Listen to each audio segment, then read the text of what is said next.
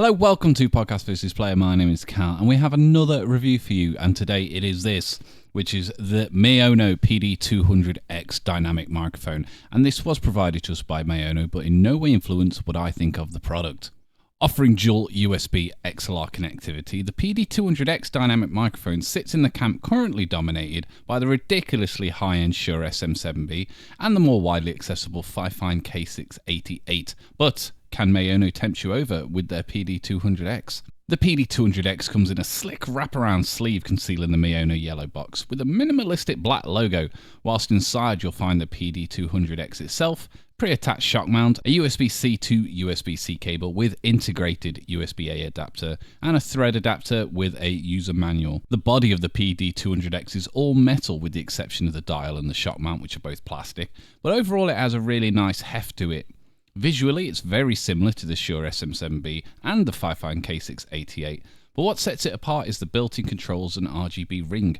These only function when connected via USB and not XLR, but it's worth pointing out the gain and monitoring dial is very close to the shock mount, so accidental bumps are going to play a part when using them. Sound-wise, plugging it into my Behringer UMC 204 HD via XLR, it has a very natural and warm sound to it, and being a front-end addressed microphone, it's placed facing towards me, but using filters like compression, limiter, etc. within OBS will yield you better results.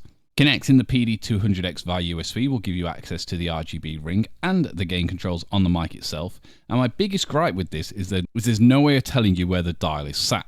So essentially, because it's just an infinitely never-ending dial, it'll just keep going and going and going, you can't tell where it's sat.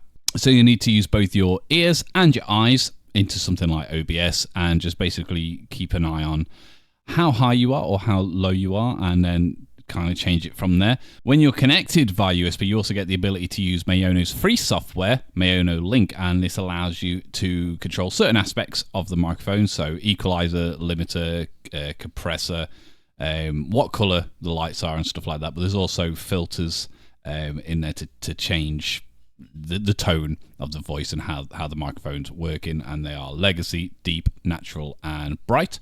But I think overall the sound of the PD200X is really, really good, and I'd say it very much just sit in that camp of, if you're looking for a dual USB XLR microphone, it's definitely worth considering to it, and because it's a front addressed microphone, you want to be in front of it, not behind it, not underneath it, or across the other end of the room from it. Why you would be, I don't know. So we're now connected via the USB cable. This goes straight into my PC, and I've got the Maono Link software loaded up. And one of the benefits of that is you can control this RGB ring that goes around the microphone, and currently it's on the rainbow effect, but you can make it a solid color, so like purple, blue, turquoise, green, etc. But I actually quite like this white light. But again, you can control how you can have this really, really bright if you want, or you can say bring it down so it's a little bit easier on the old camera. I should probably be recording this. You've got your gain control, headphone monitoring, anything like that. You can change the tone. Again, RGB lights, so you can turn it on and off or control the actual lights of it. But if you go into the advanced section of this, you get access to equalization, limiter, compressor, and everything else like that. Something that I don't think will get talked about a lot, to be honest, and it's a pretty good thing, is the cable is about, it's like 8 foot long or something. It's a really long included cable, but one of the benefits of it is that USB-C and A adapter. You can plug it straight into your PC or your Mac, but it's also USB-C.